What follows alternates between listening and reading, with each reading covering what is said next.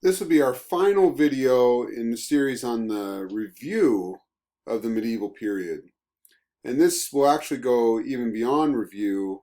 We'll be looking at really the end of the Middle Ages. We'll look at some things we've already talked about and look ahead towards things that we hadn't talked about yet that are really going to bring about the end of the medieval period. So, first important thing to remember is the 14th century crisis. Begins with a major famine in 1315. Then you have the Hundred Years' War, which will actually continue all the way into the 15th century. And then you have the Black Plague. So famine, war, and plague. There's a great deal of death, a great deal of suffering in this century, and it's going to be the beginning of something new. People are going to be reflecting on what's happening. It's going to bring about societal changes that'll lead to revolts, like the Peasant Revolt in England in 1381, like the Ciompi Revolt down in Italy, where peasants are revolting because they don't like the way that there's new jobs that are opened up to them because of there's less people, and they can place demand for higher wages, and yet the nobility is preventing them from getting better wages. They're trying to just place some kind of maximum on things. So there's a lot of unrest going on. Also, in the wars that are being fought here, it's becoming clear the nobility are no longer so important as the main fighting force. The nobility who fight like knights on horseback. Well, now you have long-range weapons. And the long-range weapons are quite effective and can be used by peasants. So the whole justification for the nobility and their position where they don't pay taxes and they get the peasants to do all the work for them and they own most of the land, that whole justification that goes back a long way to where they were the people who protected the peasants from foreign invaders like the Vikings, that justification doesn't really exist anymore. So why do we even need this class of people? So there's going to be a tension between these different groups. So the time period we're looking at here is really this time period from around the Hundred Years' War up until about 1500. That's when the time of the Middle Ages is going to come to an end. And in the midst of this, you're going to have other things that are happening. Centralization of power is going to be an important one. As we talked about before, in the revival of Europe, centralization of power was an important factor. You had centralization of power in England with William the Conqueror especially. You have the Capetian monarchy that's becoming more and more powerful. And we also talked about in the Holy Roman Empire that power was becoming decentralized as a result of the investiture controversy. But it is nonetheless the case that the Holy Roman Empire will get bigger and bigger. So power might not be necessarily centralized around one person. There's a lot of power sharing, but that one person in charge controls a lot of territory. So he will be a powerful figure. So yeah, you do have power more and more focused around certain people and also kingdoms becoming larger and larger. So this is what things had looked like around the year 900. You just look up there at Britain and see all the different kingdoms that had existed then. That's nothing like what you see if you were to look at Britain today. It's very much a united place, and that unity is beginning here in the period of the end of the medieval period. Now, even if as you look at the Kingdom of the West Franks, though, it looks like a pretty united group.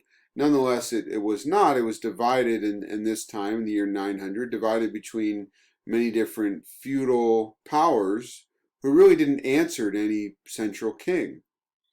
So when we look here at this later period, on the eve of the Protestant Reformation, this is what the world now looks like. You have England very much united. Spain, very much united. France, the Holy Roman Empire. Italy is going to be an exception. They're still divided up into different powers, uh, different city-states. But you do have the powerful kings, powerful emperors that are becoming the main people in charge, the main people making the big decisions. And when there's wars, it's going to be wars between these great kings.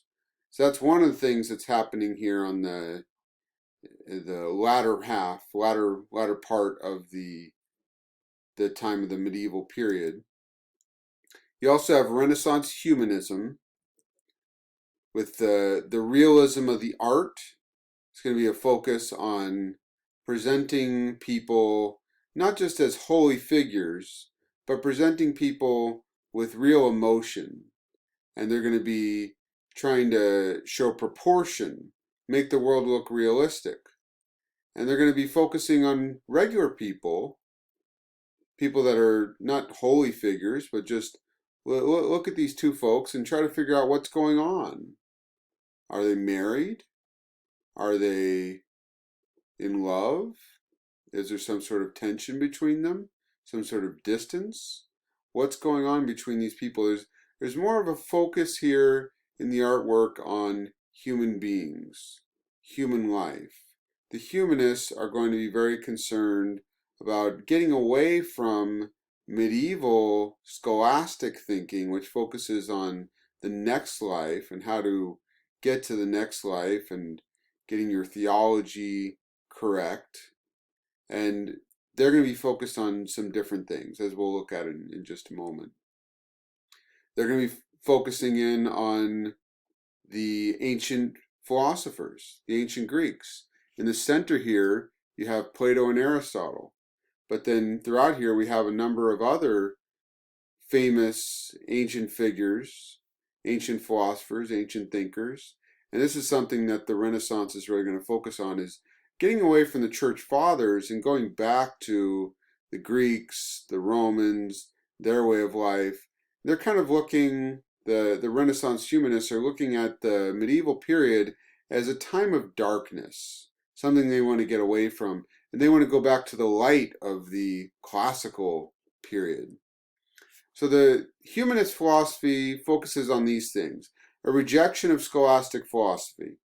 They're not so into Thomas Aquinas and the great systematic works of theology. That's not their thing.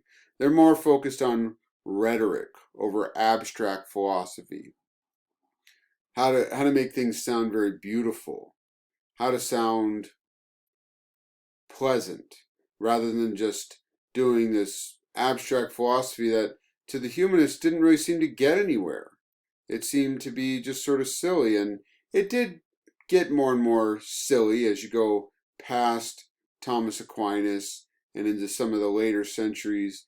There'll be a work that'll be written by Erasmus called The Praise of Folly, written from the perspective of folly, as though folly was a person, and talking about all the absurdity of the intellectual life of the time period and absurdity within the church.